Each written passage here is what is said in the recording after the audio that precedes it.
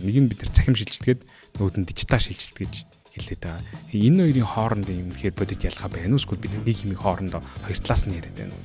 Дижитал үндэстэн болоё гэж байгаа бол дижитал технологи л ашиглана. Цахим үндэстэн болоё гэж байгаа бол бид нар аль хэдийн цахим үндэстэн болцсон. 2001 онд юм байна. Интернеттэй оюутны байр гэдэг чинь гитэмсийн оюутны байр байлаа шүү дээ. Банк санхүү болон харилцаа холбооны салбарын яг технологийн хувьд гүйцээд эсвэл бол яг ижил төвшөнд явж чадаад байна. Тэр юунаас болоод? Буруу зүйл ороогүй одоо салбар бол хамгийн хурцтай хөгждөг. Тэрнээ л бодож шээ. Манай Монгол ч гэсэн манай гадаадд ажилладаг залуучуудтай ижилхэн төвшний зарим нь тэрнээс дээр төвшний маш олон залуучууд байдаг. Өгдөл бол бензин гээл тэгэл би нөгөө лекц центр бэлж захтаа өгдөл бол бензин гээл тэнгуү хүмүүс тийм байж таа гэл өгдөл бол хөрөнгө гэл тийм байж таа гэл одоо бол агаар гэж ярьж байгаа. Өөрөөлөх юм бол бүгдээрээ сайн байцгаана уу та бүгдээ энэ өглөөний мэндийг хүргэе. Энэ téléн подкастын маань шинэ дугаартаа тавтан морил. Энэ удаагийн дугаар маань Голланд банкны мэдээллийн технологи хариуцсан захирал сайн бэлэг маань оролцож баярлаа. байна. За манай нэвтрүүлгийн нөгөө онцлог нь дийлэгт хамгийн бидний ихний асуулт өглөөгөө хэрхэн эхлүүлсэн, өглөөний цайндаа юу үзсэн талаар эхэлдэг. За өнөөдөр өглөөний цайндаа юу вэ? За яг нэг үг хэлэхэд IT гихэнтэй холбоотой гэх юм уу? Яг нэг би өглөө юм баг иддэггүй л дээ.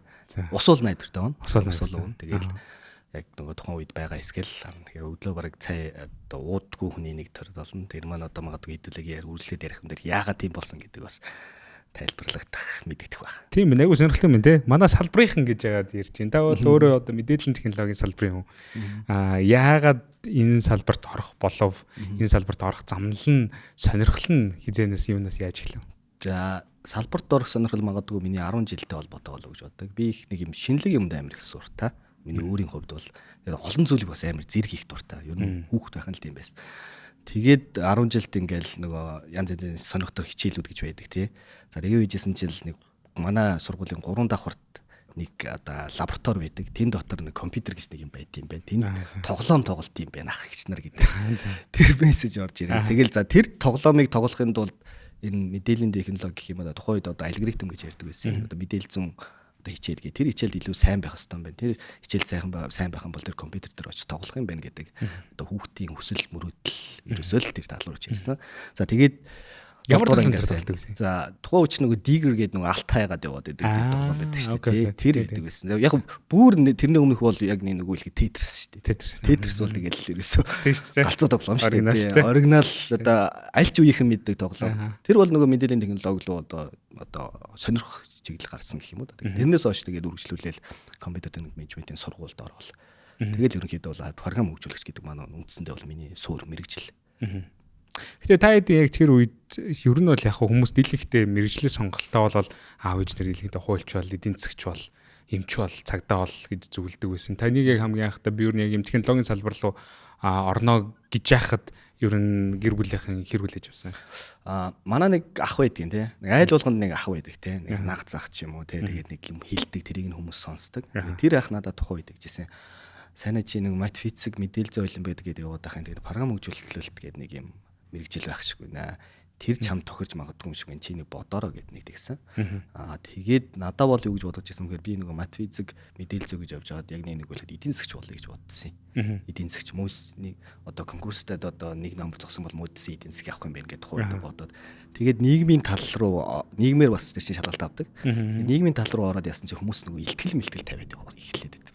Тэгэхээр заа юу илээ гэдээ бас 1-2 оржсэн чи бас болохгүй ч юм бас байхгүй ч юм шиг санагдав. Гэхдээ яг эцсийн дүндээ бол яг хөөхөр нөгөө програм хөгжүүл тал нь надаа илүү одоо сонирхолтой байсан гэх юм уу да. Тэгээ тэр ахын зөвлөгөөгөөр тэгээд орсод одоо азтаа гэх юм уу да. Тийм л шийдвэр гарч ирсэн. Оюутан насныхын 4 жил оюутан байхад юу хамгийн ихээр тухайн үед өөрчлөгдөв? За нэг хэлэхэд 2000 онд хот руу орж ирнэ гэдэг бол би орон нутгийн хэлтэй хөсгөлд 10 жилээ төгсөжсэн. Тэгээд хот руу орж ирээд бол маш олон зүйлтэй тулах юм байна. Тэр байтугай нөгөө нэг хиймэл оюун гэдэг шиг роботтой бараг л тулах юм байна гэж яг нэг үйл хийж төсөөлдөг байсан. Тэгээд Улаанбаатар хотод орж ирээд за оюутан боллоо. Нөгөө бидний анх бодоод байсан компьютер энтер маань ийм зүйл байт юм гэж бол анх удаага интернет гэдэг зүйлийг харлаа. Тэгээд оюутны амьдрал дээр хамгийн миний том өөрчлөлтийг авчирсан зүйл бол интернет байдаг. Тухайн үед 2002 он шүү дээ. 2001 онд юм байна. интернеттэй оюутны байр гэдэг чинь Китэмсийн оюутны байр байлаа шүү дээ. Cool. Тэр бол бүр тухай санхүү эдийн засгийн одоо дээд сургууль гэж одоогийн их сургууль тийм интернет байсан байхгүй юу? Тэгэхэд Китэмсийн оюутны байранд интернет байсан. Тэр интернетийг багштайгаа хамт татсан хүн нь болохоор би. Сургуультаа ойрхон байдаг Китэмсийн дотор байр. Тэгээд одоо сүлжээний кабель авч жагаад өвөл нөгөөт маань хугарчих магадгүй гэд баахан тийм уяа холбож жагаад сургуулаасаа оюутны байр руу татаад за тэгээд интернет гэдэг юм холбосон. За интернет гэдэг юм чинь мэдээж маш том боломжийг бид нарт авчирсан. За гэхдээ хамгийн эхэлж авчирсан зүйл бол өдөр чинь тоглох болсон. Тэр бол маш том зүйл байсан. Тэгээд тэр олон хүнд боо юм болсон юм байна да. Маш олон хүнд боо юм болсон бах бас магадгүй зарим нэг хүмүүст бас сөрөг зүйл авчирсан байхыг бас үүсэхгүй л баг. Ер нь бихтэй дараагийн нэг асуултанд яг нэг тухайн үед манай Монголын хувьд яг нэг тухайн салбарын айгуу тийм том шилжилт болж исэн үе одоо байсан. Одоо жишээл заримдаа бидний одоо оюутан байх үед нь ковид гарангууд те ковид бас бүх юм ингээл хойш айгуу ингээл цахимжаал тэнгууд нөгөө сурах арга барил хүмүүсийн нийгэм тэг хойд айгуу өөрчлөлт гардагтай адилхан яг таны оюутан байх үед магадгүй би анхандаа орохдоо энэ чиглэлээр явна гэсэн чинь тухайн үед нэг өөр юм амар том бүүн болоод тийшээгаа ер нь би бол явсан гэдэг ч юм уу. Яг нь нийгэм тал дээр яг өөрчлөлтийг бол мэдээллийн технологи тухайн үед мэдрэг байсан. Миний хэрэг бол тэгээд мэдээж мэдээллийн технологийн хүн гэдэг маань нэг тодорхой өөрийн гэсэн онцлогтой. Тэгээд IT гэх юм бол одоо ид шидтэй хүн гэдэг байдлах тийм ойлголт байсан. Тийм хэсэг байсан. Яг нийгэм талаасаа бол одоо юу гэдэг чинь за үнэхээр юм мэдээллийн технологи ч бол чухал юм байна. Эсвэл энэгүй бол одоо явахгүй юм байна гэдэг ойлголт бол тухайн үед ерөөсөө байдаг байсан. Нэг бүх нийтийг компьютерчүүлнэ гэдэг нэг юм явуулсан шүү дээ. Тэр чинь 2005-6 онд ч илүү нэг 2003-4 онд ч илүү тэр бол яг нэг үеэлхэд юм нэг юм өөрчлөлтийг авчирч ирсэн. Тухайн үед тэрнтэй холбоотой нэлээд олон одоо ганцын 8 дээр ч байна, бизнес эрхлэгч байна, компьютер гэдэг юмыг оруулж ирсэн. Компьютер гэдэг юм яндарч. Тэгэхээр энэ дээр бас нэг зүйлийг би хэлмээр байгаа. Юм гоё гэж болдог тийм яригддаг гоё эсвэл тэр одоо тийм гоё юм идэм байх энэ ийм гоё юм байна. Хөөх тэр нь хизээ ирэх юм бол доо би өстө тэрийг чадахгүй байх та гэдэг юм одоо зүйлс байдаг ихэн дээр. Яг юм амьдралд орж ирээд байгууллагыг өөрчлөөд, хувь хүнийг өөрчлөөд, гэр бүлийг өөрчлөөд, нийгмийг өөрчлөөд ирэхээрээ энэ маань за энэ чухал юм байна гэдэг нь бодитоор ойлгох ёстой. Тэгэхээр тэр хэсэг нь болоогүй байсан л гэсэн үг. Тэр саяг шиг ингээ нийгмийн зүйл явж иж миний бодлоор магадгүй 10 оноос бараг хойш Монголд мэдээллийн технологи гэдэг чухал гэдэг одоо үнэртж эхлээд магадгүй тэрнээс хойш миний бодлоор бараг 15 оноос хойш л за мэдээллийн технологи гэдэг зүйл дижитал гэдэг зүйлээ чинь бид нар авч явахгүй бол болохгүй юм байна гэдэг нийгмийн өөрчлөлт бол бараг тэрнээс хойш явсан баг. Тэгэхээр энэ бол нэлээд хойно хугацаа л да. Тэгээд миний одоо сургуульд орсноос хойш бараг 10 гаруй жилийн хойно хугацаа байхгүй. Тэгэхээр энэ дээр бас нэг ойлголт дутуу байдаг болохоор бид нөгөө дутуу ээжиж бас явах гээд байдаг юм шиг тиймэрхүү зүйлс байгууллагуудад хувийн дээр бас анзаардаг юм болов. Маш сонирхолтой. Түрүүндээ хэлж ирсэн те бид нар 2002-3 онд байхад бол нийгмээрээ тэр бол тийм чухал гэдгийг бол ойлгоо. Even 2010 онд ч гэсэн манайх тэр нөөс хоцрогдолтой байсан гэдэг чинь. Гэтэ миний зүгээр харж байгаагаар бол манай тодорхой хэмжээний зарим салбарууд нь аль хэдийн дэлхийн байгаа хурдтай дүүцсэн. Эсвэл заримд нь гүйтцсэн те. Заримд нь бол айгүй хол одоо хоцорсон явж байгаа. Тэгэхээр ер нь ингээд том зургаар хэрэг авах юм бол тухайн үед 2002-3 онд бол бид нар нэлийн хойно хоцорсон байсан бол одоо том зургаараа бид нар ер нь дэлхийн яг мэдээллийн технологийн салбарын хөгжлөөс ер нь хэр хол хэр ойр байгаа юм бэ? За мэдээллийн технологи гингууд манайхан бол одоо за нэг аппликейшн байдаг юм байна, веб байдаг юм байна, байгууллагууд нэг ERP систем бид нар гэж бодоод байдаг. Гэтэл энэ маань нөгөө мэдээллийн технологийн одоо мянган зүйлийн одоо цөөхөн хідэн л одоо хүмүүд мэдрэгч байгаа хэсэг байгаад байгаа. За тэгэхээр яг мэдээллийн технологи гэдэг том бүх хэсгийг нь оруулсан юм дээр бол бид нар маш хойно байгаа. За салгаад аваад үзье тий. За салгаад аваад үзэх юм бол за веб аппликейшн гэдэг ч юм уу одоо бэкэнд гэдэг ч юм уу энэ талаар авах юм бол за бид нар бас таачгүй. За тэгтэл миний нөгөө нэг төмөрүүнийг хэлж ирсэн. За тэгвэл нийгмийн аль салбарт ямар өөрчлөлтийг авчираад байгаа юм бэ гэдэг хэсэг рүү орж байна. За өнөөдөр Монголд магадгүй яг ингээд үйл ажиллагаа хийж байгаа 400 орчим мэдээллийн технологийн компаниуд байгаа байх. Одоо миний санаж байгаа хэрэг зөв бол. Гэхдээ энэ компаниуд чинь гаргаж байгаа бүтээгдэхүүн үйлчлэгээ чинь ямар нэгэн бизнесийн салбар, ямар нэгэн нийгмийн юмыг өөрчлөх гэж л бүтээгдэхүүн гаргаж байгаа шүү дээ. Тэр бүтээгдэхүүн нь очоод үнэхээр тэр салбараа өөрчилж чадж гинүү гэдэг дээр бид нэр одоо дүгнэх ёстой болчиход байгаа. За ингээд дүгнэх юм бол хамгийн одоо гайгүй гэх юм уу тэгээд олон улсад одоо хэрэгжсэн гэх юм бол мэдээллийн технологийн хэсэг болон банк санхүүгийн салбар хосолсон нь бол яагарахгүй дэлхийн түвшинд төрсэн. Энэ бол гэсэн. Гэтэл эрүүл мэндийн салбар мэдээллийн технологи гэх юм бол хойно тий. Эрүүл мэндийн салбар хөдөө аж ахуй гэдэг. За хөдөө аж ахуй мэдээлэл гэх юм бол хойно болчиход байгаа. Тэгэхээр бид нар энийг ингэж ялгаж салгаж энэ салгасан зүйлстэйгээ одоо таарсан тухайн чиглэл стратеги барьж явахгүй бол за болоод байна л гэдээ яваад идэг тий. Гэтэл одоо нэг 10 хүүхэдтэй айдлын нэг хүүхэд нь л амар гоё яваад идэг. Бус хүүхдүүд нь гоё явахгүй байгаа юм хазаг гарна. Гэхдээ улс орн гэдэг чинь нийгмээрээ салбар нь тэр чигээрээ олон салбарууд нь тэр чигээр явж ижил нөгөө нэг хамгийн том value-г нь авчирна шүү дээ. Тэгжиж нөгөө бидний яриад байдаг нөгөө дижитал эдийн засаг гэдэг зүйл чинь орж ирэх гээд байгаа. Тэгэхээр энэ төл талаараа бол бид нар миний хувьд бол ингээд нөгөө нэг салбар нь өөр өөрийн одоо төвшөнтэй байгаа юм байна. Дэлхийдээ үнэхээр өрсөлдөж байгаа ойр болцсон гэх юм бол банк санхүүгийн салбар болон мэдээллийн технологийн одоо комбинац хослол тэр бол хамгийн одоо боломжтой. За хоёр дахь нь бол яхааргүй оператор компаниуд байгаа тийм. Тийм ба. Тэгээ би яг тийж хэлчихлээ. Би бас орхиж бас болохгүй тийм. Телко байгаа тийм. Telecommunications буюу харилцаа холбооны салбар байгаа. Сонирхолтой нь яагаад тэгвэл энэ хоёр салбар тийм бүх олон салбаруудаас бүх олон хөгжих боломжтой потенциалуудаас банк санхүү болон харилцаа холбооны салбарын яг технологийн хувьд гүцээд эсвэл бол яг ижил төвшөнд явж чадаад байна. Тэр юунаас болоод? Ерөөсөө л маш энэ бол хэрэглээ тий. Өнөөдөр хүмүүс утсаар ярьдаг, өнөөдөр бид нар интернет ордог. Тэхийн тулд яг хөр оператор компани дэр байх хэвээр. Тэгээд энэ бол маш хурдтай зүйл. За нөгөө талаар энэс үнэтэй зүйл яг вэхээр мэдээж одоо мөнгө санхүү тий. Банк санхүү бол ерөөсөө хүний амьдрал, гэр бүлийн амьдрал одоо тэгээд байгууллагын одоо хөгжил, улс орны хөгжил гэдэг бүхэндээ нь холбоотой. Тэгэхээр энэ тал дээр бол нэлээд тийм одоо суур шаардлага байдаг гэх юм уу та. За дээр нь энэ хоёрын маань нөгөө олж байгаа мэдээж орлого гэдэг бас зүйл бас нэлээд уйлдах бах. Энэ зүйл бол ерөөс хамгийн энгийнээр орлож байгаа. Тэрнээс магадгүй эрүүл мэндийн салбар дээр энэ маань сая шиг зүв яваад гэх юм уу тэ хэрэглээ өндөртэй байгаа зүв ойлголцоод эхлэх юм бол бас манай дээр чадвартай хүмүүс бол бас байгаа. Тэгээд чадвартай хүмүүс гэснээс нөгөө гадаадд манай одоо мэдээллийн технологи салбарын маш олон хүмүүс ажилладаг. Монгол ч гэсэн байдаг. Тэгээд энэ дээр бас би нэг зүйл хэлмээр санагдаад идэв. Манай Монгол ч гэсэн манай гадаадд ажилладаг залуучуудтай ижилхэн төвшний тий зарим нь тэрнээс дээр төвшний маш олон залуучууд байдаг. Тэгээд тэр хэдийг ашиглаад явах юм бол зөв тий. Одоо хэрэгцээнд орно. Тэгээд энэ хэрэглээ гэдэг дээр ганцхан зүйл байгаа нь байгууллагын засаглал тухайн салбарын.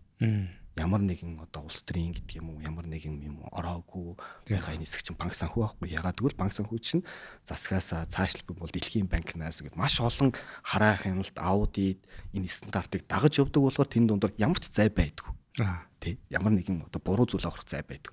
Буруу зүйл ороогүй одоо салбар бол хамгийн хурцтай өгчдөг. Тэрнээ л бодож жишээ. Тийм байна тий. Би сайн нэг түрүү нөгөө хувийн хөвшил ер нь бол төр гэдэг талаасаа бас арай жоох ялгаатай байж байгаа. Яг нөгөө түрүүний хоёр хэлсэн салбар бол дийлэгт одоо яг хөгжсөн байгаа, хөгжиж байгаа хурдыг нэг харах дээр ялдч нөгөө анханасаа эхлээд нэлээ нөгөө төрийн оролцоо болон яг тэрнээс нөгөө хараат байдлын хувьд бол тэг яг нөгөө үйлчлүүлэгчтэй өгж байгаа тэр хэсэг дээр бол айгуу тийм хараат бос байгаа учраас арай л хурд өгч байна да гэж би бол зүгээр дотроо л таамаглаа. Гэтэ таны бас хариултууд бол айгуу яг нөгөө бодиттой хариулт шиг бас санагдлаа. Санийх дээр ахаад нэмж асуухад ер нь бол яг мэдээж цахим шилжилт, дижитал шилжилт гэж байгаа. Ер нь бол яг мэдээллийн технологийн салбарын энэ хөгжил дотор хувийн хвшил, арт иргэд, улсын бодлого гэдэг одоо айгүй олон зүйлийн хоорондын юм нийлмэлээр энэ бол илүү хурдтай хөгжих бололцоо бол бас үүсэж штэ түрүүний хэлсэн эрэлт байна. Бас нийлүүлэлт байна. Тэгээд тэн дээр зөв орчин байвал ингээд хурд өгчөж байгаа. Яг үүний үрээнд бол мэдээж манай Монгол улс маань сүүлийн үед өөрийгөө түрүүний хэлснээр нэлээ нөгөө мэдээллийн технологийн салбарын тоцрогдолтой гэдгийг ойлгоод за ер нь бид нар бол цахим үндэстэн болно гэл те бид ингээд жил болгоо юу яагаал арга хэмжээ зохион байгуулаад Forum Expo үзэсгэлэнгүүдийг бол бид ингээд зохион байгуулж байгаа. Энэ дунд ер нь ихтэй хоёр юм зарчмын ялгаа байдаг шүү. Нэг нь бид нар цахим шилжилтгээд нөгөөд нь дижитал шилжилт гэж хэлээд байгаа. Энэ хоёрын хоорондын юм гэхээр бодит ялгаа байна уу? Эсвэл бид нэг хэмиг хоорондоо хоёр талаас нь яриад байна. За энэ хоёрын бол маш том ялгаа байгаа. Стан нөгөө нэг өстэй тэнгэр газар шиг ялгаа гэдэг шиг тийм зүйл. За бид бол буруу бодож ирсэн юм шүү дээ. За ялгаа нь юу вэ? Тэгэхээр нэг ийм зүйл байгаад байгаа. Хуучны үед одоо аав ээжийн үед одоо би нэг тийм сонсдог байсан. Одоо багын л сонсдог юм. Капитализмыг алгасаж одоо социализмыг бүтээнэ гэдэг. Тэрийг одоо хүмүүс бас нэг нэлээд мэдээд тийм одоо том самбарууд энэ төр байсан санаад байгаа юм би. Яг тэрнтэй ажиллахан аж үйлдвэрийн хувьсгал 3-ыг алгасаж аж үйлдвэрийн хувьсгал 4-ыг бүтээнэ гэдэг ийм одоо ойлголт бас байгаа. За тэгэхээр аж үйлдвэрийн хувьсгал 3 гэдэг чинь юу юм бэ гэдэг чинь бол машин инженер бол нөгөө бидний яриад байгаа цахим чинь байхгүй юу? Цахим буюу цахим гэдэг маань яг инженер хэлэх юм бол английн электрон гэдэг электроник гэдэг үгээс зөв орчуулбал электроник гэж байна. Электроник гэдгийн үгийн орчуулга байхгүй юу? За. За тэгэнгүүт цахим төхөөрөмж гэдээ бодох юм бол тийм электрон төхөөрөмж гэсэн үг тийм. Одоо хуучнаар бол нөгөө электрон жал гэдэг нэг кино байдаг байсан тийм. Электрон жал. За электрон цаг гэдэг нэг байдаг байсан шүү дээ. Тэр байхгүй. Одоо аналогоос тэр хэсэг байхгүй юу? Тэр хэсэг байхгүй. За тэгэнгүүт электрон цахим технологиг ашиглана гэдэг нь электрон технологиг ашиглаж дижитал эдийн засгийг бүтээнэ гэдэг. Гэтэл дижитал технологи гэдэг маань химэл оюухан энэ төр байна. Тэгэхээр одоо инженер хэлэх юм бол бид нэр төртэй холбоотой хэсгийг ярьлаа. Төр дээр цахим технологи гэдэг цахим одоо зүйлс гэдэг байгаа нь бол түц машин. Одоо саяхан электрон гэдэг дээр холбоотой байх юм бол. Тэгээд түц машиныг ашиглаж дижитал шилжилтийг хийнэ гэдэг байна. Түц машинд бид нарт химэл оюухан байгаа юу? Байхгүй. Big data байгаа юу? Байхгүй. Блокчейн байгаа юу? Байхгүй. Зүйлсийн интернет байгаа юу? Байхгүй. Тэгэхээр аж үйлдвэрийн 3 дугаар хувьсгалын технологиг ашиглаж аж үйлдвэрийн 4 дугаар хувьсгалыг хийнэ л гэдэг. Тэгэхээр бид нэр үнэхээр дижитал үндэстэн болоё гэж байгаа бол дижитал технологи л ашиглана. Цахим үндэстэн болоё гэж байгаа бол бид нар аль хэдийн цахим үндэстэн болцсон. Одоо бид нар түц машиныг хаасайг бол ашиглаж байна. Бүх газар л байна. POS систем хаана вэ? POS систем чинь бол банкны цахим үйлчлэг гэдэг чинь POS систем байхгүй юу? Одоо POS гэдэг бидний нөгөө картаар уншдаг төлбөртэй оцоо ATM гээд мөнгө авдаг, бэлэн мөнгө авдаг машин. Энэ бол одоо цахим их юм. Дижитал гэж байгаа бол тэн дотор дижитал шилжилт гэж ярьж байгаа бол дижитал технологи нь байх хэвээр. За дижитал технологи нь хамгийн энгийнээр хэлэх юм бол бидний маш их ярьдаг big data байна, зүйлсийн интернет байна, блокчейн байна, тий химэл оюухан байна. За metaverse гэдэг ингээд үргэлжлээд явна. Тэгэхээр энэ хэсэг бол аж үйлдвэрийн хувьсгалын 4-тэй холбоотой. Тэгэхээр бид нар аж үйлдвэрийн хувьсгалын 3 дахь технологиг ашиглаж аж үйлдвэрийн хувьсгалын 4-ийг бүтээнэ гэдэг чинь бол лог гэв. Ямар ч тийм одоо боломжтой зүйл биш байгаад. Тэгэхээр энийг л нэг гэж ойлгомоор. За тэгээд бас дээр нь зарим тохиолдолд манай одоо зарим нэг хүмүүс маань ингэж ярихдаа цахим технологиг ажилладаг дижитал эдийн засаг бүтээнэ энэ төр гэдээ бүр амар тийм логикгүй зүйл яриад байдаг. Тэгэхээр энийг бол нэг болох хэвээр. Тэгээд үнэхээр гэж бол дижитал технологи ашиглаад дижитал эдийн засаг бүтээнэ. Гиснээс дижитал гэдгийг чинь орчуулагч чинь тон гэсэн үг шүү дээ. Тийм шээ тий. Тон. Тэгээд яг хөө дижит гэдэг. Тийм дижит гэдэг үг шүү дээ. Тэгэхээр нөгөө нэг одоо чинь банкн дээр нэг ийм кейс гарч ирсэн байхгүй юу? Яг нь тон банк гэж нэрлэх юм уу гээд. Тэгэхээр чинь жоохон инээдтэй байгаа даа шүү дээ. Тэгэнгუთ бид нар за тэгвэл дижитал банк гэдээ явчихъя гээд. Интернет банк бол интернет гэдэг үгийг бид нар ингээд шууд галиглаад орчуулсан зүйл тий. Тэгэхээр за үнэхээр саяг шиг тон гэдээ орчуулахаар манай өвөр монголчууд шиг ингээд орчуулж байгаа эвгүй аяллаг ороод ирчих болчоор дижитал гэдгээ явуулчихъя гэдэг тийм санаа байгаад байгаа. Тэгэхээр энэ технологийн суур зүйлс маань энэ аж үйлдвэрийн хувьсгалтай холбоотой ингэж ороод ирэх юм бол саяын энэ лог гараад ирж байгаа. Тэгэхээр энэ бол маш том ялгаа. Энээс болоод байгууллагууд, хувь хүмүүс за ERP систем хийчлээ. Би дижитал шилжилтийг хийчлээ гэж бодоод байгаа. Ягаад тэгвэл нөгөө цахимжиж байгаа хэсэг нь ч юм уу болоод байгаа юм. Гараар хэлдэг байсан юм одоо. Гараар хэлдэг юмсан. Тэр чинь болоод байгаа. Яг энэ дээр би нөгөө нэг ягаад түрүүн би нэг хэлсэн шүү дээ. 2010 он 5 оноос хойш манайхан ер нь мэдээллийн технологи гэдэг чухал юм бэ гэж бодсныг тийм. Тэгэхээр энэтэй холбоотой нэг зүйл байгаа л да. 60 эдэн онд одоо энэ аж үйлдвэрийн хувьсгал 3 гэдгийг чи ярьж гисэн цахим гэдэг юм ийм. За Монголд энэ цахим гэдэг зүйлийг чинь 2000 он өнгөрөөд бараг тэр 10 оноос ярьж эхэлсэн байхгүй. Бид нар 50 жилийн хойно энийг ярьсан. Тийм болохоор энэ аж үйлдвэрийн хувьсгал 3 4-ийн 2 технологи бид нар хойлоод байгаа. Тэгээд зарим тохиолдолд аж үйлдвэрийн хувьсгал 3 дээрээ бид нар байж байгаа юм шиг, зарим тохиолдолд 4 рүү орж байгаа юм шиг. Зарим газар бол зарим секторт бол тэр 3-аараа байжсэн зүв байхгүй. Заавал хиймэл оюухан ч юм уу да big data оруулж ирэх гэдэг шаардлага байхгүй. Тэгэхээр эннийхээ ялгаан дээр л ингээд гив гинтэл аж үйлдвэрийн хувьсгал 3 4 2-ыг чинь зэрэг мэдээд ийм байдгийм бэ гэж мэддэг. Бусад улсууд бол яасан гэхээр нөгөө 60 донд мэдсэн улсууд чинь одоо 50 жил аж үйлдвэрийн хувьсгал 3-аар яваад цахим гэдэг юм чинь ойлгоод тэрийг чинь хэрэглээд үр дүнгийн гаргаа явж исэн чинь 2011 оноос дижитал буюу аж үйлдвэрийн хувьсгал 4 нь орж ирээд за шинэ юм лөө орж ийн гэдэг ингээд ягаад гэвэл уртлагыгаа хэрэгэлсэн байгаа болохоор ингээд шинэ юм лөө орж байгаа гэдэг мэдж байгаа шүү дээ. Бид нар бол ингээд мэдхгүй. Яг ингээд дүнгиж аж 10 өнгөрөнгөд дижитал шилжилт гэж орж ирээл за энэ аж үйлдвэрийн хувьсгал 4 юм байна гэл 3-ны нэм үгээл энэ 3 хойлол явцсан. Энийг л ялгаа байгаа. Энийг ялгаагийн ялангуяа нэг манай технологийн хүмүүс гэдэг ч юм технологи суурьтай том чиглэлүүд явах гэж байгаа бид нэг ойлгож иж явахгүй бол үр дүн бол нөгөө талаараа нөгөө хоёр ажил болдог, хоёр зардал болдог. Энэ хэсэг рүү орох гээд. Тэр том ялгаалга. Тийм ээ. айгүй сонирхолтой ерөөсөө ихт өмнө сонсож байгаагүй үнцэг байна. Эндээс тэгвэл би зүгээр цаашаа лавшуулаад асуухад одоо яг улс орнуудын хувьд дижитал трансформашн хийчихсэн тийм үндэстэн байна уу? Эсвэл одоо бүгд л ер нь тэр зөвлөө одоо ийм шилжилтийн үе дээр явж байна уу? Яг уу нөгөө хэмжих нь юугаар хэмжих гэдэг зүйл байгаа шүү дээ. За миний мэдхийн 6-7 тийм маш том судалгаанууд байдаг. Одоо судалгаа гэх юм одоо тийм зарладаг Европын холбооноос ирдэг, за Дэлхийн банкнаас хийдэг энэ төр гээ те. Одоо дижитал одоо шилжилтийг хэр хийсэн юм бэ гээл. Тэгэл манай нөгөө засаг тал дээр ч гэсэн яаман дээр ч гэсэн гардаг. Бид нар нэг 60 эд дээр явсан байна. 65 орноос 64 дээр явсан байна гээл те ингээл. Бид нар 100 эдээс 100 эд дээр явсан байна гээл ингээл маш олон зүйл ийм хэмжүүрүүд байдаг. Тэгэхээр миний бодлоор бол яг үхээр маш энгийн зүйл нь үнэхээр нийгмийн амьдралд саяын дижитал технологиг ашигласан зүйлс нь өдөр тутмын хэрэглээ болсон юм уу гэдгийг л бид нар харах хэрэгтэй. Тэгжиж за хийцсэн юм байна гэж хэлэх хэрэгтэй болчиход байгаа байхгүй. Тэгэхээр банкны салбарт жишээлбэл одоо бид нар хиймэлөө явах нэг маш их ашиглаж эхэлж байгаа. За маш бүр энгийн хэлэх юм бол одоо манай social pay гэдэг бүтээгдэхүүн дотор voice буюу яриад мөнгө шилжүүлдэг. Энэ маань цаанаа хиймэлөө явах нэг ашиглаад тэрийг нь процесс болгоод тэгээд хийгээд явдаг юм хэсэг.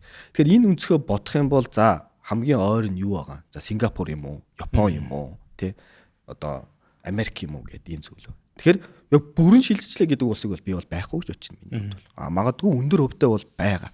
За Европын холбооны улсууд байна, зүйлс байна. Гэхдээ аж үйлдвэрийн өрсгөл 3 4-ийг бид нар ингээд яриад наан цана гэдээ явж хахад одоо 5 гэдэг юм яриагтаад эхэлсэн. Одоо 2 жилийн өмнөөс 5 гэдэг юм яриад эхэлсэн. За одоо ингээд 1 2 тэгснээ одоо 3 4 5-ыг бид нар хаан зогсох юм бэ тий. Одоо 2 үлээ тавьсан ч гэсэн дахиад нэг үл дутах гэдэг шүү дээ. Яг энэ үгэлийг бид нар заана. Тэгэхээр энэ олон зүйлийг бид нар өөрийн гэсэн хэмжигдэхүүнтэй болгох хэрэгтэй. Өөрийн гэсэн хэмжигдэхүүн. Одоо түрүүний хэлжсэн миний хэлжсэн нөгөө 65 улсын 64 дээр байна л гэдэг. Тэгвэл бид нар өөрсдөө яаж хэмжих ёстой? Тий. Яг энэ тодорхойлт нь бид нар юу байгаа? Дижитал үндэстэн гэдэг нь дижитал иргэн гэж хэнийг хэлэх юм? Дижитал үндэстэн болоход бид нар яг энийг хийцэн байх юм уу? Дижитал иргэн яах юм? 10 аппликейшн ашигласан хүнийг бид нар дижитал иргэн гэх юм уу? Тэ нэг аппликейшн ашиглаж байгаа дижитал иргэн гэх юм уу? Эсвэл тухайн гэр бүлийн асуудлыг бүгдийг шийдэж байгаа бол тий гэх юм уу гэдэг. Тэгэхээр энэ үндэсгөөсөө бол яг үхээр бүрэн дууссан улс бол миний хувьд бол байхгүй. Гэхдээ хаймар эрчтэй явж байгаа улс бол миний бодлоор хэвээ нэг 3 4 5-ыг нь хамгийн их харж байгаа улс хятад улс гэж болгож байгаа. За дараагийн асуултыг би зочноос асуух өмнө та бүхэнд нэгэн зүйлийг дуулгая. Тэр нь юу гэхээр Intel application дотор маань өөрсдийн чатботтой болсон байгаа. Тийм учраас та бүхэнд ямар нэгэн асуудал гарах юм бол заавал хэнийг хүлээхгүйгээр чатботтой маань шууд харилцаад тэгээд өөрийнхөө шаардлагатай мэдээллүүдийг болон тусламжийг авах боломжтой шүү. За үргэлжлүүлцгээе. Одоо түрүүний та хэлсэн шүү дээ. Аж үйлдвэрийн хувьсгал одоо 3 одоо ингээд дөрвөлөө бид нар ингээд орж байна. Дэлхийд дахин ингээд дэлж чинь. Тэгэхээр түрүүний та нэг жишээ хэлсэн шүү дээ. Бид нар нөгөө капитализмыг алгасаж бид нар социализмын цогцлоо яг бодит байдалтай байх эзэж боломжтой байхгүй шүү дээ. Тэрнтэй яг адилхан ер нь манай Монголд бид нар одоо 3 4 2-ийнхоо ер нь ялгааг ингээ гаргаад ер нь шууд дөрвөлөө бидэрт алгасах ер нь боломж байгаа мó? Альсгүй ер нь заавал ер нь 3-аагаа бид нар ингээд бүгдээрээ бүх нийтээрээ тий бүх яг ингээд түрүүний хэсэг яг өөрсдийнхөө хэмжүүрээр бий болгосныхаа дараа тодорхой нэг ингээд майлстон буюу тодорхой нэг эцэгт хүрээд за одоо бид нар цахим шилжилттэй буюу одоо нөгөө электрон шилжилттэй бол хийчлээ тий одоо энэний дараа бол бид нар дижитал шилжилт рүүгээ одоо бид нар орё гэж явах хэрэгтэй. За энэ дээр нэг зүйл байгаа. Мэдээж зарим тохиолдолд нэг юм зүйл байдаг шүү дээ. Хоцорчоод шин зүйлээ ихээр нөгөө урд нь үсрээд гарчдаг тий. Манай дээр одоо банкны салбар дээр нэг юм кейс байхгүй. Америкт жишээ нь NFC карт гэдэг одоо чиптэй карт. Бүх карт нь чиптэй болоогүй Америкт. Америкийн нэгдсэн улс 200 сая үнэтэй шүү дээ. За тэгэхээр бүх карт чиптэй болоогүй. За бүр contactless гэдэг бидний Монголд одоо бүх карт чиптэй хаад тэр болоо. Тэд нар яагаад байсан гэхээр уул нь бол төрүүлсэн contactless юм байсан. Гэхдээ олон улсын стандартаар хийгээгүй нөгөө тоног төхөөрөмжөнд бэлэн биш байсан. Гэтэл Монгол хоцорж ийснэ одоо Монголын бүх карт contactless. За энийг харах юм бол иймэрхүү кейсийг харах юм бол бид нар за 3-ыг алгасаад 4 болчих юм шиг боломж харагдаж байгаа байхгүй. Тэгэхээр миний хувьд юу гэж дүгнэж байгаа вэхээр байгууллага болгон тухайн чиглэл сектор болгон энийгээ үнэлэх ёстой. Манай монголчуудын нэг амар том одоо орогдуулдаг зүйл нь би өнөөдөр хаана байгаа юм бэ гэдгийг ерөөсө тодорхойлдог. Хувь хүн ч гэсэн. Энийгээ тодорхойлох хэрэгтэй эхлээд. За бид нар үнэхээр нөгөө саяны технологид холбоотой ажил төрийн хувьсгалын 3 дээр байгаа мó 4 дээр байгаа мó нөгөө цахим дижитал хоёрыг нь ялгааг нь олгоцсон. Тэгээд дээр нь цахимтай холбоотой системүүд нь дижиталтай холбоотой системүүд нь ингээд гаргаж ирсэн гэсэн. За ингээд энэ үнэлгээнээсээ харж агаад магадгүй бид нар ажил төрийн хувьсгалын 4-ийн технологиг ашиглаад явчих гэдэг шийдвэрүүд ихэнх зүйл дээр гарахыг үүсэхгүй боломжтой гэж харж байгаа юм. Гэхдээ ганцхан зүйл байгаа тийм. Хизээч алхаж чадахгүй юм. Гэхдээ энэ нь аж үйлдвэрийн хувьсгалын 4-ийн хамгийн гол зүйл. Тэр нь одоо бензин гэж хэлэгдэжсэн нөгөө өгөгдөл байхгүй. Одоо энэ өгөгдөл гэдэг юм чинь. Энэ өгөгдөл чинь нөгөө бидний тунгалаг тамир кинон дээр хүртэл гардаг штэ. Нөгөө хонь нэг ингээд зурулжин бүзүрсцэн ингээд бод гэд те. Байсан л байхгүй. Хэлбэр нь л өөрчлөгдөд байгаа. Тэнтэй адилхан аж үйлдвэрийн хувьсгал 3 дээр байсан. Тэгэхээр аж үйлдвэрийн хувьсгалын 3 дээр өгөгдөлтэй холбоотой хийгдэх ёстой зүйлс нь юу байсан бэхээр өгөгдлийн засаглал, өгөгдлийн эзэн, өгөгдлийн үнэн зөв байдал, бүрэн бүтэн байдал. Энэ бүх зүйлүүдээ бид нар сайн бэлдэж явах хэрэгтэй. Энэ маань бэлэн бэлдсэн байсан бол энийг бид нар шууд ашиглаад аж үйлдвэрийн хувьсгал 4 буюу нөгөө хиймэл оюун ухааны алгоритм ихэд тэр өгөгдөл төр чинь сурлаад бүтээгдэхүүн маань шууд гарч байгаа, үр дүн гарч байгаа хэрэгтэй. За тэгэнгүүт бид нар энийг бол одоо хизээж алхасч болохгүй л гэсэн зүйл болж байгаа. Тэр өнөөдөр та бүхэн мэдвэх чимгээ гээд одоо манай Монголын маш одоо хиймэл оюун талаар байсан. Энэ компани хамгийн үнэтэй зүйл өгөгдөлт нь тий.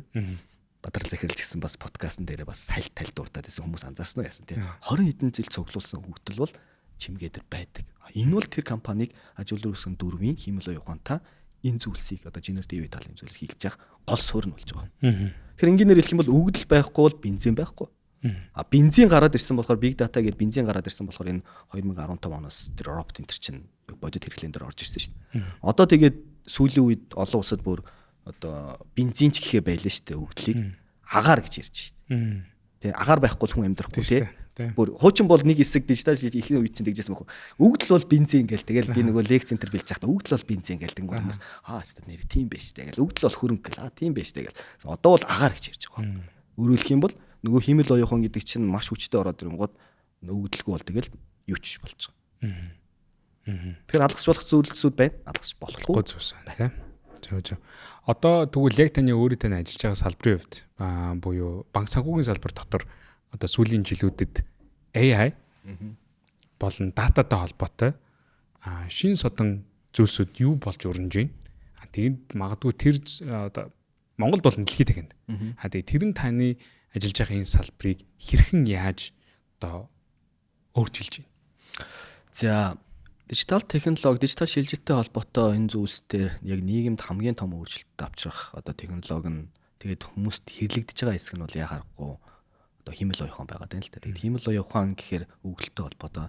За 2017 онд би яг дата анализ хиймэл оюун талын юм нэгж байгуулъя гэдэг юм судалгаа яагаад тэгээд Монгол Улсын их сургууль дээр очиод багш нартай нь уулзж ирсэн. Тэгээд багш нараас нь танаа дататай холбоотой ангиас ингээд хүүхд авах гэсэн юм аа бэлдээд хэдүүлээ хамтарч бэлдъя гэдэг. Тэгсэн чинь дататай холбоотой анги байхгүй гэдэг юм. За тэгэхээр тэгвэл нэг дататай холбоотой хичээл байгаа бах. Тэрэн дээр чинь одоо гайгүй сонирхолтой хүүхдүүд байна уу гэсэн хичээл байхгүй гэдэг. За тэгэхээр тэгвэл яг ингээд таадтай ингээд ярьж мэрэл байдаг юм бас юм хүүхдүүд байгаа билгүй дээ. Оюутнууд байгаа билүү гэсэн байхгүй гэж байгаа байхгүй.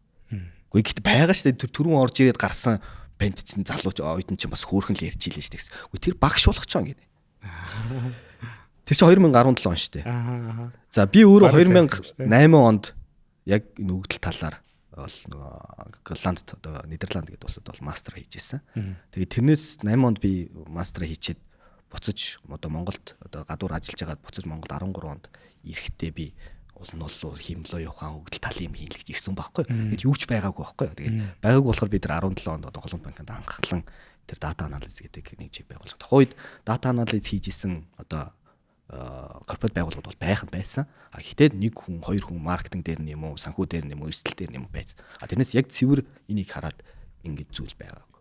За тэгэхээр 2017 оноос жишээлбэл Голланд банк энийг бэлдсэн гэх гээд байгаа. Нөгөө аж үйлдвэрийн хувьсгал 3-ын одоо бэлтгэл ажлаа хангасан гэсэн үг шүү дээ. За энэ өгөгдөл бол овнор нь энэ бол манай зээлийн газар юм байна. Энэний овнор нь бол манай харилцагч үйлчлэгийн газар юм байна. Тэгэхээр энийгээ бэлдэж явсан болохоор бид нэр 2017 одоо 20 он гараад ирэхээр за хиймэл оюун талтай юмнуудтай компаниудтай хамтарч ажиллая. Энэ зүйлсүүдийг хий. Засаглалынхаа хувьд бид нар энийг бас анхаарах ёстой юм байна. Засаглал нь ганц одоо менежментийн баг биш. Төлөвлөн удирдах зөвлөлийн хэрэгүндээ энийг анхаарах ёстой юм гээд. Ийм олон бэлтгэл ажил буюу одоогоор явах юм бол 17 оноос юм бол 8 жилийн хугацаанд бид нар саяын дээр аж үйлдвэр өвсгөлийн 3 хэсгүүдийг ингээд хийгээд за тэгээд сүүлийн 2 жил бол яагаад аж үйлдвэр өвсгөлийн 4-ийн одоо үр өгөөж гэх юм уу тэр зүйл орж ирж байгаа. Тэгээ хүмүүс үр шимийг үрдэж байгаа байгууллагууд гэж бодохоор за нэг технологи авчраа дата нь байгаад тэгээд одоо алгоритм нь байгаад модель нь байгаад тэгээд ингээд болчтiin байх гэж бодоод байдаг. Гэтэ бодит амьдрал дээр яг үр дүн гарахтаа яадаг вэхээр тэр байгууллагын соёл нь ямар юм гэдэг амар зүйлдэг. Хичнээн би одоо химэл оюуны юм хийхээр хүмүүс айдаг. Намайг ажлаа салгаж гэдэг. Гэтэл өнөөдөр манайхан юу гэж боддог вэхээр химэл оюуны толтой юм уу ашгүй дээ. Миний нөгөө нэг өдөр тутам хийгээд байдаг ямар ч үн цэнгүй байсан ажлыг тэр хийх нь. Би үн цэнтэй болох нь. Үн цэнтэй ажиллах гэж баярлж байгаа байхгүй. Гэтэл энэ соёл нь энэ засаглал нь суугаагүй газар намайг ажлаа салгах чийл гэж бодоод. Тэгэхээр технологи болгоны цаана одоо би дахиад хэлэхэд би бол технологийн одоо баг 30 жилийн технологитой зуралсан. Одоо хэлэхэд бүх зүйл машингийн зүйл дээр буудаг. Тэр нь бол өндөр тутмын хэрэглэн дээр л очиж буудаг. Бүтээмж дээр л очиж буудаг. Энэ дээр үр дүн гаргаж ивэл нөгөө технологи чинь зөв технологи юм байна л гэж бодож байна. За яг энэтэй холбоотой манайх ингээд соёл нь суусан болохоор одоо түрүүний хэлсэн social media application дээр бид нар яаж авах вэ гэхээр сая шиг дуу хоолойгоор төлбөр тооцоо хийж чадчих. Залуучууд энийг сэтгэж чадчих, тэрийг хийх боломжтой байж. За манай арын процесс дээр ажиллаж байгаа хүмүүс гэхээр бичиг баримттай ажиллах шаардлагагүй болсон. Бичиг баримт дээр нөгөө хиймэл оюун ухаанаар чинь ажиллаад тэрийг маш сайхан хөнгөвчлээд өгч байна. За тэгэхээр байгууллагт миний бодлоор бол хиймэл оюун ухаанаар одоо ийм 3 зүйлсийг одоо илүү чиглүүлээд ороод ирсэн болов уу гэж харж байгаа. За нэгдүгээр байгууллагын бүтээмжийг бол маш сайн нэмэгдүүлж байна хиймэл оюун ашигласан. Бүтээмж бол маш сайн нэмэгдэж байна гэдэг хэсэг орж ирж байгаа. За хоёр дахь хэсэг нь болохоор яг хөр тэр нэг автоматжуулалт талтайгаа холбоотой энэ бүтээмж интернеттэй холбоотой нэг хэсэг нь ингээд бас арын процесс руугаа бол нэлээд орж ирж байгаа. За гурав дахь хэсэг нь болохоор ийм customer experience тал руугаа нэлээд давуу талууд орж ирж байна. Customer experience гэдэг талууд. Тэгэхээр customer experience нь бол одоо түрүүний хэлдэг social бигээд би заавал бичгүүгээр яриад яачи тий. Одоо надад хялбар байгаа даа шүү дээ. Эсвэл чатбот ороод ирэхээр хүн заавал хариулахгүйгээр урдаас нь одоо хүнийг хүлээхгүйгээр урдаас нь одоо чатбот хэмэл оюухан урдаас нь хариулж чинь гэдэг. Түрүүний тэр хоёр дахь хэсэг буюу автоматжуулалтын хэсэг маань үндсэн юун дээрээ орж иж байгаа. Тэгэхээр шийдвэр гаргалтын дээр орж иж байгаа. За бид нар тэр хувийн санхүү гэдэг одоо модуль байдаг. Тэгэхээр яах вэ гэхээр та энэ сар entertainment-д илүү мөнгө зарцуулсан байна. Та education руу илүү зарцуулаач гэдэг юмыг зөвлөж байгаа. За байгууллагууд бол ийм зүйл гарч. Хувь хүн дээр бол маш том мэдрэмж орж ирсэн. За одоо бид нар зөндөө харж чат GPT энэ төр гэх тий. За өстой нэг бодлогын хот чим шиг үгүйч чим шиг гэл энэ зүйлс ороод ирдэг. Тэгэхээр тэр тал дээр хувь хүн дээр ийм 4 зүйлсийг өөрчилж байгаа юм болов уу гэж бид нар харж байгаа. За нэгдүгээр хувь хүн яг гэхээр ийм summarize хийх, дүгнэлт гаргах скиллийг маш сайн болгож өгч. Тэрний өмнөөс нь одоо 50 хуудастай документ оруулаад ирэхэд гол поинтуудыг түгэл гаргаад өгч байгаа байхгүй. Энд чинь маш том давуу талтай. Бид нэр 50 хуудастай юмыг унших юм бол хэдийн цаг хугацаанд орох вэ? Зүв авах уугүй юу гэдэг ийм шийдвэр гаргадаг. Хоёрдугаарх нь болохоор яг хөөхөр шин зүйл санаа их, шин контент их энэ боломжийг нь бас хөнгөвчлээд өгч чинь тэр талаас. За гурав дахь нь нөгөө автоматжуулалт тал байна тий. Нөгөө хүний энгийн нэг хийчих зүйлийг автоматжуулах. Тэгэхээр энэ хоёр буюу байгууллага болон хувь хүн хоёр дээр ингээд ороод ирж байгаа юм л оюун. За одоо миний нөгөө хэлээд байгаа энэ чи тэгвэл өдөр тутмын амьдралд ороод ирж байгаа юм шүү. Энээс цааш газар байхгүй байхгүй. Энээс цааш хаашаа очих юм те. За гэр бүлийн амьдралд яг энийгээ дагаад ороод ирж байгаа. Тэгэхээр хиймэл оюун ухааныг магадгүй хүмүүс хол гэж бодоод байгаа. Тэр бол бүр ойр болоод харин бүр хоцроод байгаа. Хоцроод явж байгаа. Тэгэхээр яг хиймэл оюун ухаан за тэгвэл яг яах юм бэ нөгөө роботууд чинь хөрөөд ирэх юм уу? Бид нар яах юм боол болох юм уу гэдэг нэг юм одоо дараагийн нөгөө нэг асуулт байгаа шүү дээ. Айц зөндөө юм гарч ирдэг. Тэгэхээр яг хиймэл оюуханыг харах юм бол яг онлынхаа хувьд яг хөр 1950 оноос бол ерөнхийдөө бол яригч эхэлсэн хиймэл оюухан. Тэгээд одоо бол одоо сул хиймэл монголоор орчуулах юм бол сул хиймэл оюухан гэдэг энэ үе дээрээ бид нар явж байгаа. За яг генерал буюу ерөнхий хиймэл оюухан гэдэг рүүгээ бид нар арай хүрээгүй байгаа гэж харж байгаа. Яг тэр нь болохоор яг сул хиймэл оюухан нь болохоор бүтээмж сайжруулах. Одоо би хүн байлаа гэхэд надаа зэвсэг болно гэсэн үг тий. Би сэлэмтэй боллоо. Би энд жадтай боллоо. Би энд дуутай боллоо. Хэрэгсэл байх нь шүү. Хэрэгсэл төвшөнд нь бид нар орж иж байгаа. Тэгэхээр чат GPT ч гэсэн яг энэ төвшөнд шүү. Генерал буюу ерөнхий хиймэл оюухан гэдэг нь болохоор юутай холбоотой гэхээр яг хүн шиг юм гарч ирнэ. Бид нар тэрэнд хүрээгүй байгаа. За олон улсын судалгаа бол нэг зарим нь 30 он, зарим нь дунджаар 40 он гэж 2040 он. Тэндээ бид нар хүрээгүй байгаа. Тэгэхээр тэр General E орж ирэхэд бид нар юунд бэлтгэсэн байх хэвээр вөхөр хатгалж сул хиймэл оюух нэг баруун солгоог ашигладаг болсон байх хэвээр шүү дээ. Тэгжиж тэнд очихгүй бол жинхнээсээ бид нар роботын боол болно. Одоо туслах болно гэсэн үг тийм.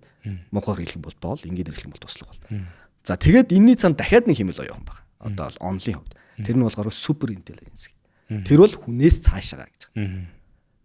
Тэнгууд за тэр хэсгийг магадгүй миний нас ч юм уу хөрөх тухайн үеийн залуусан шийдэг те.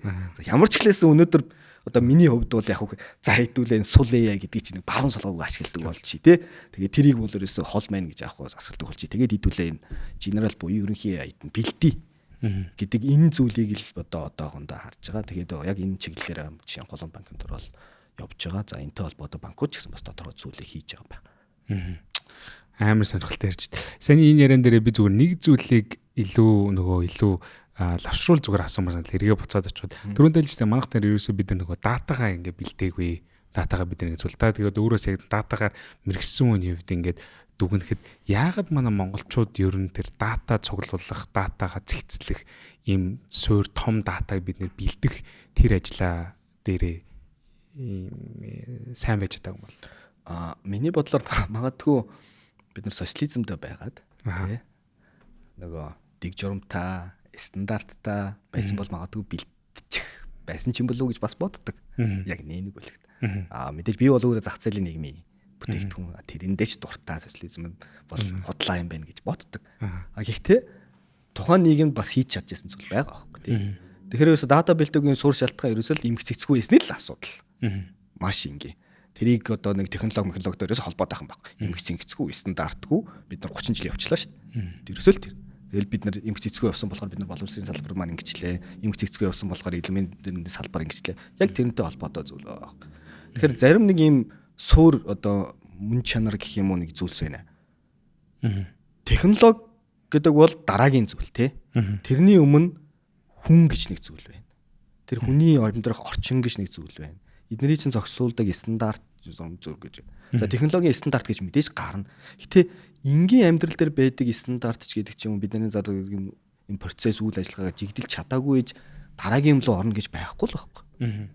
Яг тэрнтэй адилхан технологи дээр ингэж байгаа байхгүй. За би технологи, мэдээллийн технологи гэдэг ч юм уу энэ салбар дээр сайн хүн бай гэх юм бол яг нэгдүгээр суралцдаг байх хэрэгтэй. Өөрчлөлтөнд бэлэн байх хэрэгтэй. Тэгээд шинэ санаа гаргадаг байх хэрэгтэй. Тэгвэл энэ яг энэ технологи сурахаар юм болчдөг юм уу? Биш шүү дээ. Энэ ч угаасаа л хүний суур юмнууд байхгүй тий. Тэгэхээр бид нар дахиад нөгөө нэг болж игэл нэг хараач гэсэн л их хүмүүс л их байгаад байна тий. Яг тэрнтэй л суурь холбоотой. Тэгэхээр энэ суур стандарт, суур юм зохион байгуулалтаас холбоотойгоор бид нар тэр дата маань байхгүйсэн л. Харамсалтай тий. Зарим нэг нь бол айгу азтай байдаг шүү дээ. Тэд нэр датагаа аль хэдийн эртнээс одоо цуглуулсан байсан учраас одоо аль хэдийн AI ашиглаад зарим нэгэн улс, зарим нэгэн одоо газруудад бид нэр одоо AI банк болон Open bank гэдэг хоёр ойлголтуудыг ер нь айгу ихээр ярьж эхэлж байна. Тэгэхээр энэ хоёрын ер нь ялгаа нь яг юу юм хаана орж байгаа. Тэгээд гол нь хэрэглэгчтэй болон зах зээлтэйгээ өгж байгаа энэ хоёрын үн цэн нь ер нь юу юм да. За Open bank гэх юм бол энгийнээр хэлэх юм бол за яг би нэг хідэн банкны юм хэлмээр санагдаад байгаа ингээд SMS банк, мобайл банк, смарт банк, интернет банк, онлайн банк, дижитал банк, Open банк гэдэг. За ингээд маш олон зүйл байгаа. Яаж ялгах юм бэ гэвэл маш энгийн. Тэр банк гэдэг үгийг нь устгаад уртлынх нь л хар. Тэд нар дандаа технологи байхгүй. SMS технологи, мобайл технологи, смарт утсан суурилсан технологи, тэ интернетэд суурилсан технологи, цахим тоног төгрөмжөнд суурилсан технологи, дижитал технологид суурилсан банк. Ингээд явчихж байгаа байхгүй. За энэтэй адилхан Open банк гэдгийг чинь банк гэдэг юм хасаач л да тий. Тэгэхээр Open гэдэг юм. Тэгэхээр юу Open юм тий? Юу Open юм. Тэгэхээр тэр бол яг үхээр өгөгдөлтөй холбоотой. Яг түрүүний нөгөө өгөгдөл чухал байсан. Тэгэхээр Open банкны санаа чинь юунаас гарахсан гэхээр өгөгдөлтөй холбоотой байсан. За чиний нэр байна тий. Чиний регистрийн дугаар, чамтай холбоотой мэдээлэл нь. Эцсийн дүндээ эцсийн өмчлөгч нь хий? Чи байгаа байхгүй тий. Яг улс дээр мэдээж улсын бүртгэлийн газар бүртгэж байгаа. Тэгэнгүүт чи өөрийнхөө өмчийг өөр нэг газар ашигламаар байгаа байхгүй. Тий? Би улсын бүртгэлийн газар төрж ирчээд миний регистрийн дугаар энд гээ тий. Тэгснэ банкн дээр үжсэн. Миний регистрийн дугаар энэ штэ гэж хэлэхгүй өөр газар байгаа тэр датагаа шууд ашиглуулчмаар байгаа. Яг тэгвэл чиний эрхийн асуудал шүү дээ. Тэгэхээр энэ нээлттэй өгөгдөл гэдэг юм чинь гарч ирсэн технологи талаас. За тэгэнгүүт нээлттэй өгөгдөл гэдэг имийг яаж ширлэх юм гэх юм бол энэ чинь хоорондоо холбогдох хэрэгтэй байна. Системүүд хоорондоо холбогдох хэрэгтэй байна гэдэг зүйл байгагүй. Интеграшн гэдэг зүйл гарч ирж байгаа. За энэ интеграшн гэдэг зүйл бол ерөөсөө энэ дижитал шилжилт гэдэг юм бас маш том зүйл. Ингээр хэлэх юм бол бид нар онлайн банк, онлайн үйлчилгээ гэдэг байгууллага өөрийн онлайн банк, онлайн үйлчилгээтэй байж болно. Тэгэх юм бол тэр чинь өөр дээр л байгаа байхгүй. Гэтэ бусад системтэй холбогддог зүйл байгаа шүү дээ. За ингээд ороод ирэнгүүт энэ датагаа ширлэхтэй холбоотой тэгвэл банкны үйлчилгээгээ ширлэе таа л гэдэг асуудал орж ирж байгаа. За тэгэнгүүт open bank гэдэг нэршилчин гарч ирээд тусдаа одоо бизнес загвар, бизнес концепт орж ирж байгаа. За тэрний энгийн жишээ нь болох юм бол за би голланд банкн дээр данстай бай. Гэхдээ би ягаад баримт дээр ч юм уу тий. За баримт энэ төр хэрэг жоохон юу болж улс төр талыг болж байгаа те. Энгийнээр бол Токио дээр би яхахлаараа дансныхаа хуулгыг харж болохгүй гэж. Ягаад би Miata аппликейшн дээр дансныхаа хуулгыг харж болохгүй гэж Miata-р нисэж явах үедээ тий. Заавал голомтын аппликейшн руу ороод гэдэг. Энэ бол нөгөө нэг customer experience талын юм ярьж байгаа. Эцсийн дүндээ нарийн дээр ярих юм бол тэр хүний датаг бид нар харамлж болохгүй тий. Одоо corporate байгууллага ч гэсэн, банк ч гэсэн. Тэгэхээр энэтэй холбоотой буюу open bank гэдэг бол хүн өөрийнхөө хүссэн платформ дээрээс банкныхаа үйлчлэгийг авахыг л хэлж байгаа. Харилцагч талаас харах юм бол. За яг бизнес энэ хөгжил, эдийн засаг, бусад салбартайгаа ярих юм бол яг үгээр бид нар маш том нөөцийг хэмжиж байгаа. За open bank гэдэг маань дотроо 2-3 ойлголттой байдаг. За нэгдүгээр нь яг үгээр банк асаа сервис гэж явдаг. Софтвер асаа сервис гэдэг чинь банкны системээ 3 дахь байгууллагад одоо банк усууд ч юм уу тий одоо финтек компаниудад ашиглуулах гэдэг юм. За хоёр дахь нь болохоор яг үгээр платформ бизнес гэдэг загвар байдаг. Платформ гэдэг загвар. Тэр нь яг үгээр энэ дээр банкны үйлчлэгээс гадна өөр үйлчлэгнүүд зарагдъя л та. Энэ хэсэг нь орж ирж байгаа. Одоо жишээл бид нар social pay дээр оронгуудаа бид нар цахилгааны дэлгүүрүүд хийж байгаа. Тэр бол одоо open банкны нэг хэлбэр гэхдээ нөгөө платформ бизнес гэдэг. За түрүүний ярьсанчлан банкас сервис дээр нэг юм гэсэн. Одоо Invescore гэдэг банк ус санхүүгийн байгууллага. Энэ байгууллага карт гаргахын тулд картын систем нэвтрүүлэх шаардлагагүй. Зүгээр банкнаас тэр системээ түрээсэлж байгаа. Тэгээд өөртөө карта гаргаж байгаа. Энэ бол сайн хэлбэр нь байгаа. За Open API-гаар явдаг хэсэг нь одоо бид нар ингээд shop ч вэ нөө те энэ газруудад нөгөө банкны зээл болгоод байдаг те. Тэгэхээр бизнес загварууд нь ингээд бас цаанаа байгаад байгаа. Тэгэхээр энэ нэршил болгоны цаана бизнес загварын өөрчлөлтүүд байдаг. Гэтэл ихэнх байгууллагууд юун дээр алддаг вэхээр технологийн нэвтрүүлэл нэршлээ солиchоор болчих юм гээд бодоод байдаг. Эхлээд бизнес загвараа цаанаа өөрчлөөгүй байж байдаг. Энтэй холбоотой арын процессуудаа өөрчлөөгүй байж байдаг. За энэ бол open банкны хэлбэр байгаа байхгүй юу? Нээлттэй одоо. За AI банк гэдэг те зарим тохиолдолд virtual bank гэж бас нэрлэгдэж байна. Энэ хэсэг байгаа. За энэ бол энэс дахиад өөр асуудал. За юугаар өөр юм гэхээр тэн дотор virtual employee хэрэгж байна. Virtual ажилтан те нөгөө хиймэл оюухан bot гэд бид нар ярьдаг. Counter Strike энэ төр тоглоод боттой тоглодог шүү дээ. Тэрэн шиг нэг virtual employee. Virtual хүний нөөцийн ажилтан, virtual харилцагчийн үйлчлэгний ажилтан, virtual хуульчин энэ хэрэгж байгаа. Тэгэхээр саяын датагаа ширэлжсэнээс шал өөр байгаа байсан. Тийм байна. Технологийн үед зүйлс явдаг. Тэгэхээр бид нар энд бэлэн байгаа мó гэдэг асуулт тийм. Дэлхийд дахин дээр яригдаад гэсэн. Бид нар энэ дэр бэлэн байна уу гэдэг. Тэгэхээр банкны салбар бол энэ дэр маш их анхаарал тавьж байгаа. За бидний хамгийн их асуудал үүсгээд байгаа технологиос гадна бас нэг асуудал үүсэж байгаа юм чинь нөгөө нэг хүн болго нийл ярьдаг хүний нөөц тийм. За бид нар 3.5 сая хүнтэй. Болдог бол 30 сая байсан бол бид нар энэс гоё явж явах байсан байх. Гэж ярьдаг хүмүүс. Би бол тэрэнд бол бат итгэлтэй байдаг. За тэгэхээр арга нь юу юм бэ? За мэдээж бид нар 30 сая хүртэл одоо төрөлтөө нэмж чадахгүй нь ойлгомжтой тийм логикоо бодит байдал тийм байхгүй. Тэгэхээр арга нь юу гэхээр бид нар технологи сурах ёстой. Тэгээ технологи сурахад одоо давуу талыг ашиглаад магадгүй тэр хиймэл оюухантай ашигласан virtual employee-нууд гарч ирэх ёстой. Тэр virtual employee-нууд бидний олж чадахгүй байгаа ажлын байрыг одоо хүний нөөцийг нөхөх ёстой. Ингээд тэр нөхөхдөө бидний түрүүний хэлсэн энэ бол нэг сул AI гэдэг байгаа шүү дээ. Хүнтэй өрсөлдөх төс төвшөнд биш гэх гээд. Тэгээд ингээд гараад ирэхээр тэртээ дэргүү одоо хүнд буюу бидний одоо бодит хүн дээр бол боломжууд гарч ирнэ. Тэр хүмүүсийг хэдүүлээ илүү боддог, сэтгэдэг, тий дараагийн төвчний ажил хийдэг зүйл рүүгээ гаргаж ирнэ. За тэгэхэд энэ зүйл дээр яг үхээр маш энгийнээр хэлэх юм бол яг нэг үг хэлэхэд хүний нөөц дутагдaltaй байхаар бас нэг сөрөг тал нь нөгөө сайн ажилтнууд дээр дарамт амир их орж ирдэг. Яг л нөгөө ажилтнаа цаашаа хийчихэрэй л гэдэг байгаа шүү дээ, тий. Тэгэхээр нөгөө сайн ажилтны чинь нөгөө галт цог нь буух маш олон зүйл сөрөг зүйлүүд гарч. Хиймэл оюухан орж ирснээр одоогийн сул дээр ахуйгэр нөгөө сайн ажилтны чинь сэтгэл санаа өргөгдөж байна. Ягаад гэвэл саяын дээр шалдаг буудрын ажлуудыг нь хэмэл оюуханад хичгээд шүү дээ тий. Аа. Тэгэхээр энэ ингээд гараад ирэнгууд ингээд бизнес концептийн хувьд, соёлын хувьд эн чинь бүр virtual bank гэдэг. За ганц virtual банк ч биш, ер нь virtual үйлчлэгээ гэж бодъё л да хэдүүлээ тий. Эн чинь ингээд өөр ойлголт гарч иж байгаа юм. Яаж энгийн хүн энд боттой буюу virtual ажилтнтай хамтарч ажиллах юм. Нэг одоо үйлдвэрийн дамжлага байлаа гэж бодоход энэ дамжлага дээр нь одоо virtual employee байгаад, энэ дамжлага дээр нь хүн байгаад, энэ дамжлага дээр нь virtual employee байгаад, энэ дамжлага хүн байх. Ийм нөхцөл байдал ороод ирж байгаа юм. Тэгэнгუთ хүн тэр virtual employee-ч хоорондоо яаж ойлголцох ёстой гэдэг хүртэл юм яригдж эхэлж байгаа. Тийм шүү дээ. Тэгээ бүр нарийн ярих юм бол тэгээ нөгөө virtual employee чинь цалинтай болвол яах юм?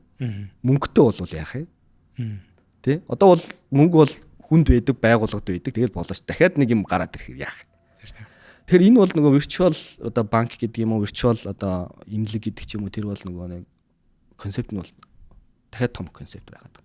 Ийшээгээ орох гэхдээ ерөнхийдөө бол боломжтой. Тэгээд хамгийн одоо ойрхон бол мэдээж банкны салбар түрүүний хэлсэнчлэн технологийн хувьд нөгөө аж үйлдвэр хувьсгалын 3 бэлдснийхээ хувьд тий соёлынхаа хувьд банк санхүүгийн салбар бол хамгийн тийм ойролцоол явж байгаа. Нэг юм зүгээр сониучсан тийм асуулт байна. Тэр нь одоо юу гэхээр түрүү хэлсэтэй зарим нэгэн салбар бол зүгээр яг нөгөө AI одоо дижитал шилжилтээ хийхгүйгээр одоо зүгээр юм цахим шилжилтээ электрон шилжилтээ хийгээд тэгээд ер нь бол одоо ингэ байж ах хэрэгтэй гэдэгтэй яг адилхан. Одоо жишээл миний бол юм айц жишээлбэл яах юм те магадгүй бид нар дээр нэг юм AI банктай болчлоо. Тэгээ AI банк гэсэн чинь зүгээр энгийн хүний байдаг хүн ажилуулдаг банкийг ингэ бодох юм бол те empathy, sympathy буюу хүнийг өрөвдөх, хүний нөхцөл байдлыг ойлгох, чин хоорондын муяатан, хүний ховын хоорондын харилцааны динамик шүү дээ. Тим зүйл дээрээ магадгүй хэрэг сул байвал тэгээ надад дөө чиний нөгөө айгүй тийм хатуу байдлаа те. Чиний оноо чинь тэд юм байна, чи тэд настай байна, чиний орлого чинь тэд юм байна, чамдын зээл ингэж өгөхгүй. Гэт ингэчих юм болов уу гэдэг зүгээр надад тийм мэдээлэлгүй байгаа хүний анхны юм сэтгэлийн тийм айц байгаа байхгүй. Тэгэхээр тэрийг ер нь та хувьдаа ер нь банкны яг салбар магадгүй AI банктай болох нь яг хэрэглэгч талаас харахад илүү одоо юун талаас бол одоо байгууллага талаас бол илүү ашигтай, илүү хэрэгцээтэй гэдэг нь бол сайн ярианд дотор бол ойлгомжтой. Яг хэрэглэгч талаас бодоод үзэхэд тийм эрсдлүүд ер нь байгаа юу? Эрсдэл байгаа. Гэхдээ ховчлаад үзэлтэй зүгээр миний л бодол шүү дээ. Ховчлох юм бол байгууллага талдаа ч хэрэглэгч талдаа ч 90% ашигтай. 10% тийм одоо өөрчлөлт гарахыг бол үгүйсэхгүй. Гэхдээ virtual банк одоо бид нар AI банк хийн гэдгийг өмнө бид нар юуг бас ойлгоцсон байгаа вэ гэхээр салбар хизээж байхгүй болохгүй юм байна гэдгийг ойлгоцсон байгаа. За.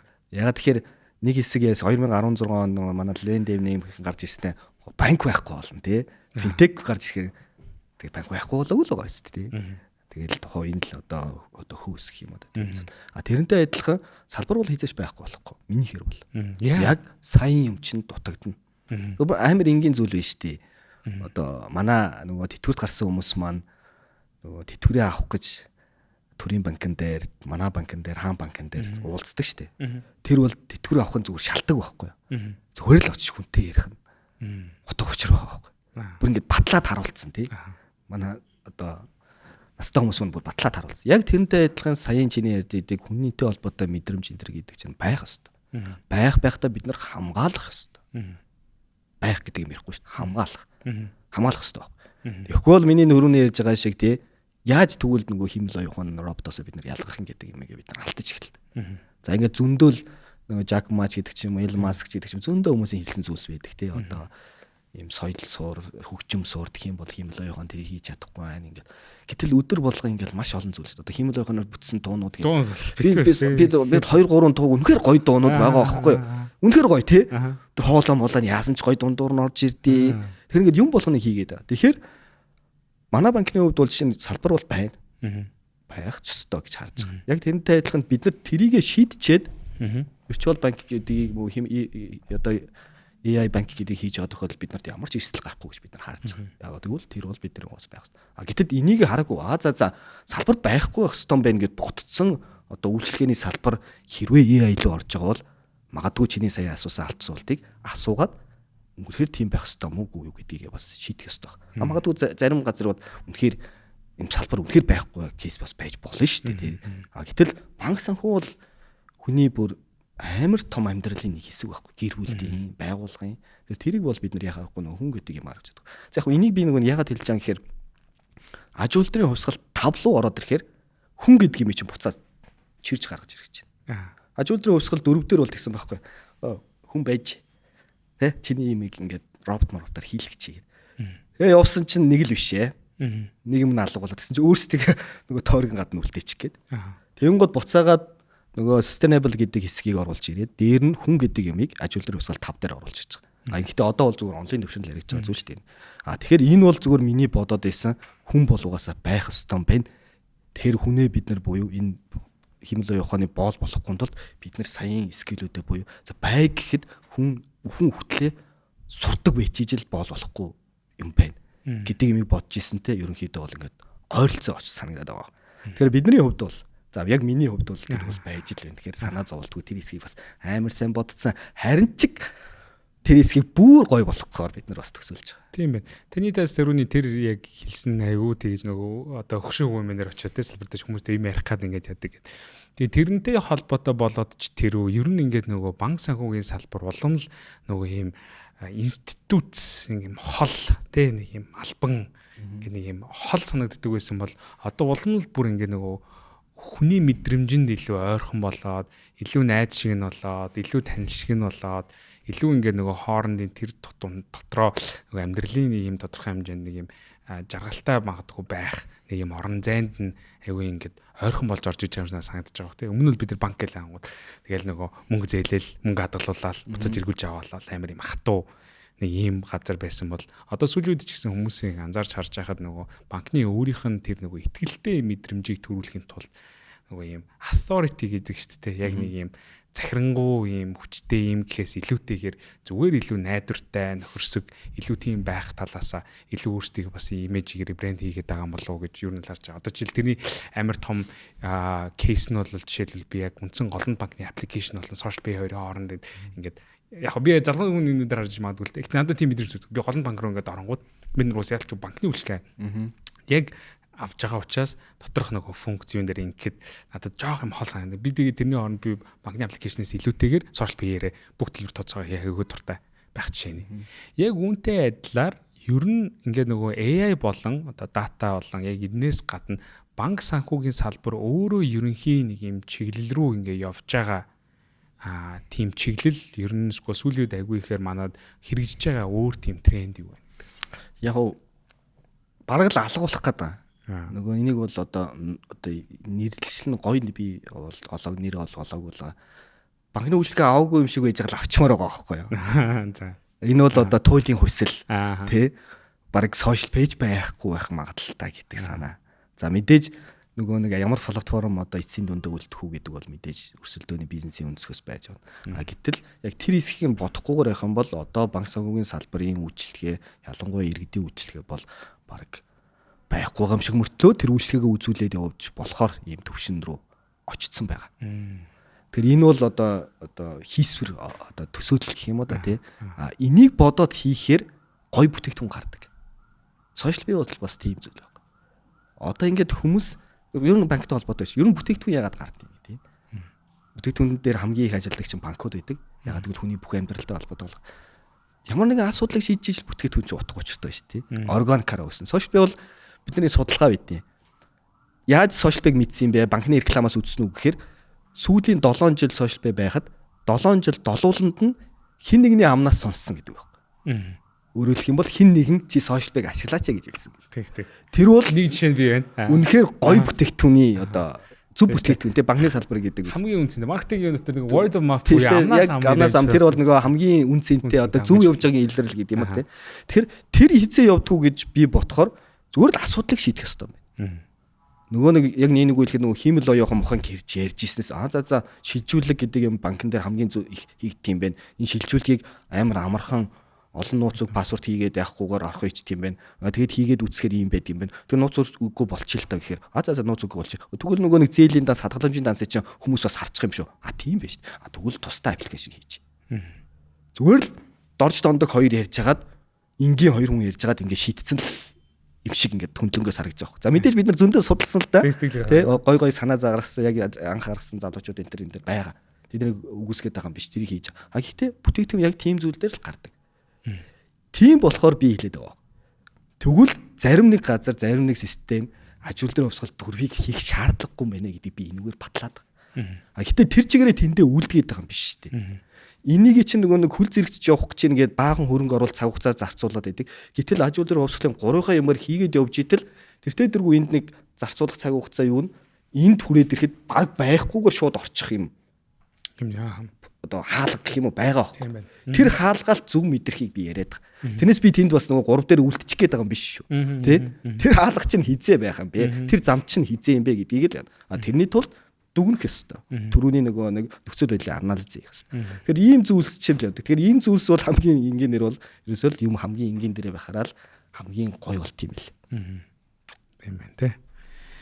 За май сонирхолтой нэг мэдсэн чи хоёлаа бүр айл хэдийн 55 минут хоёлаа ярьсан байна. Тэгээд манай удахгүй подкаст маань ер нь одоо дуусах төгч байна. Дуусгаас өмнө хоёлынгийнх нь өнөөдрийн зүгээр ярьсан юм дүгнээд хэлэхэд бол бид нар бол маш том одоо ийм шилжилтийн яг ийм 90 цаг үед бид нар бүгдээр ингэж оршиж байгаа яг.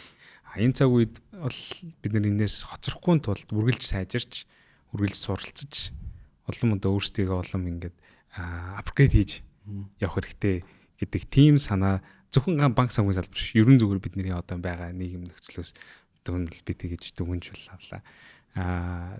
Таны хувьд зүгээр яг энэ подкастыг хэрв сонссон хүн магадгүй сая өөр юм хийж явж байгаа ч машины одоо түжгэлт явж байгаа ч юм уу те. Тэгвэл хичээлийнхаа дондор магадгүй сонсцсон болвол яг энэ подкастнаас нэг л ийм санааг аваад өөртлөөд энэ подкастыг дуусгаарай гэж хэлвэл та юу гэж хэлэх вэ? За тэгэх юм бол нэг л зүйл гэх юм бол ийм л байна.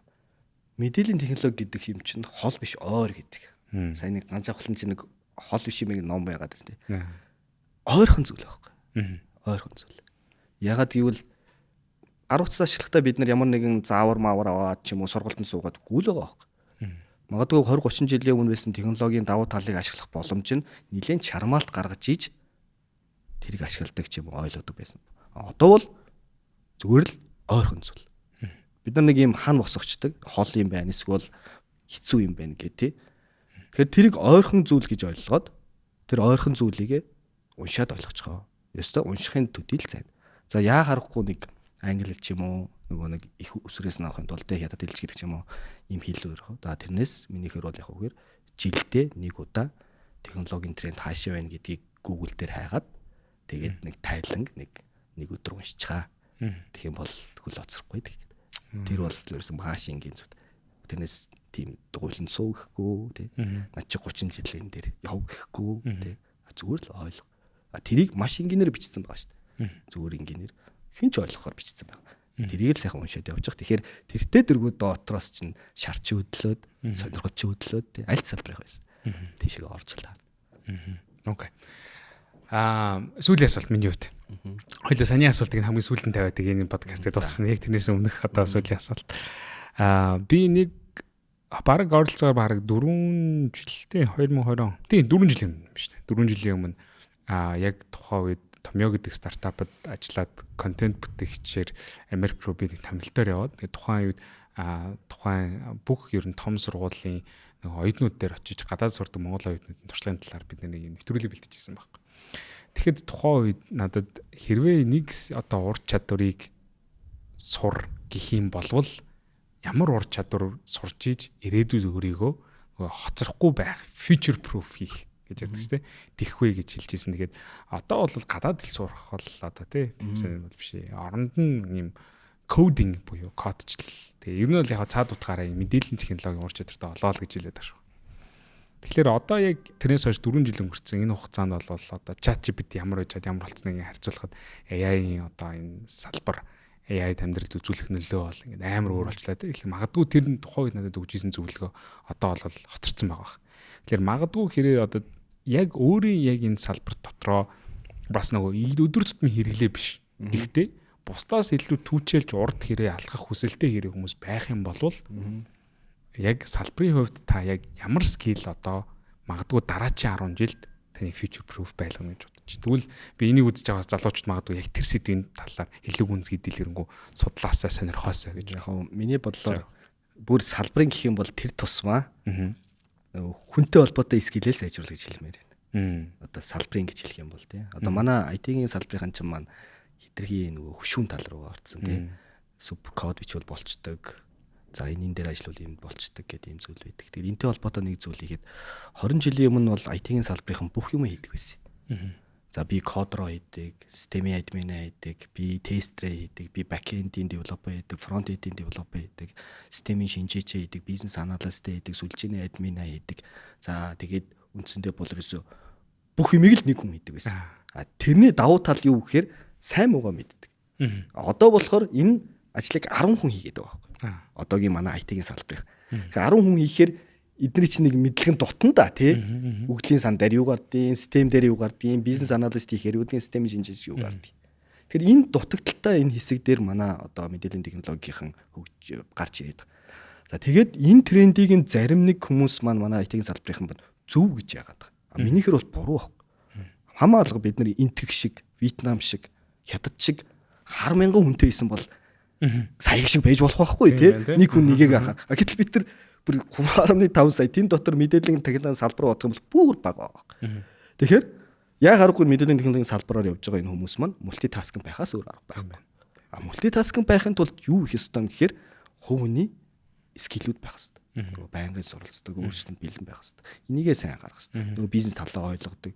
Хөл болохгүй борлуулалт талаа гэж гисэн харах л ёстой. Тэгжиж цаг хугацаа хэмнэ үхэхээс за би энийг хийчлээ гэд тэнд төрөөг байгаа хүүхдийг төрөөд 20-той болоод хурж ирээд чиний үлдсэн кодыг бичих гээд хүлээж байгаа тал чанар ялгаагүй байхгүй. Тэгэхээр урагшлыг гэж бодож байгаа бол бүх юм хийдэг мультитаскинг л жоохон хандаач. Бити нөгөө нэг сошиалоо дагаад би 8 цаг л ажилладаг энэ төр гээд бити яваад байгаа чи. 8 цаг ажиллаад амжилтанд хүрсэн ганц ч хувийн компани байдгүй маа. Улсын төрийн биш нөгөө бизнесийн байгууллага бүрч байдгүй маа тий. Тийм л кейс байгаа. Тэрийг ярангуяа нөгөө нэг ганц одоо IT-ийн салбарынхантай холбоотой гэх юм бол тэр хэсэг маань чухал байгаа. За тэгээд яг хөө тэрний дараа мэдээж тренд болж байгаа технологиудаа мэдээж харах хэрэгтэй. Дүүхийн асуулт болохоор тийм ч хэл рүү ш. Одоо жишээлбэл би бол өөрөө IT-ийн салбарын хүн бол биш. Гэхдээ би IT-ийн салбартай холбоотой ямар нэг юм ирээдүйд хийхэр болвол би бас тэр хэмжээний талын скиллтэй баймаар байгаа байхгүй. Гэхдээ би одоо 4 жил одоо бакалавраа сураад, мастер сураад би бол төгсч чадахгүй. Яг тэгэхээр одоо өдөртөнд өөр ажилдаа уучсан. Гэхдээ би зөвхөн одоо миний магадгүй ирээдүйд намайг future proof хийх одоо ур чадвар ганцхан ChatGPT хэр ашигладаг вэ гэдгээр би зарлалмаар байгаа байхгүй. Тэгэхээр миний асуулт бол магадгүй хэрэг өөр хэрэг хийнийгийн салбарын хүн энэ салбарын одоо хөгжлөөс хоцрохгүй хэрэг явъя гэх юм болвол ямар ур чадваруудыг ер нь өөртөө суулгаж эхлэх хэрэгтэй вэ? Төрөний нэг хоёлаа ярьсан нэг AI-г бол баруунцлагыг ашиглах тэр бол угаасаа нэг бүх маасаар болт юм болох хэвээр. Гэтэ маасын дотроос арай нэг цөөхөн магадгүй арай илүү манлайлаад тэр явъя гэвэл юу вэ гэдэг асуулт. Би буцаал дахиад IT байсан ч гэсэн буцаал дахиад нэг суур 3 юм л ороод байна. Тэр нь болохоор зүгээр л хүүхдлээ суралцдаг л болж байгаа. Хоёрдугаарх нь тэрийг хүлийн зөвшөөрдөг буюу өөрчлөлтөнд бэлэн болж байгаа гэдэг зүйл. Гуравдугаарх нь тэртээ тэргүй энийг энэ хоёрыг хийж чадж байгаа бол чи санаачилдаг хүн болно. Санаачлал чухал шүү дээ. Ийм байхад саяын зүйлс төр явна. Энэ нь одоо мэдээллийн технологи нь вэ нү, био технологи нь вэ нү, нано технологи нь вэ нү. Чанарын ямар ч ялгаагүй байна. Бүгдэнд нь энэ хэрэгтэй. Яг энэ хэрэгтэй. Ингэж байгаа тохиолдолд юм улам амар болоод байна. Код бичих тийм миний хуучны одоо бичдэг байсан код бичих одоогийн код бичих хоёр чинь бүр тэнгэр газар шиг ялгаад байгаа шүү дээ. Бараг ингээд Word дээр Word Excel дээр бичиж байгаа юм шиг ийм одоо кодууд гараад ирсэн байгаа шүү дээ. Өөрөөр хэлэх юм бол no code гэдэг no code хэсэг. Тэр энэ төр чинь амархан болов. Тэгэхээр тэр хэсэг дээр битээ хийсэн гаргалаа. Сайн юм аа л. Хүн байх юм аа сайн. За үнэхээр гоё сайхан өгөөчтэй үнэхээр гоё сайхан ирээдүг харсан тийм гоё сайхан яриаг өрнүүллээ. Тэг өнөөдрийн манай подкастын маань зочноор цаг гарган ирж оролцсон. Сайн танд баярлалаа. За урьж оролцсонд маш их баярлалаа. Баярлалаа. За.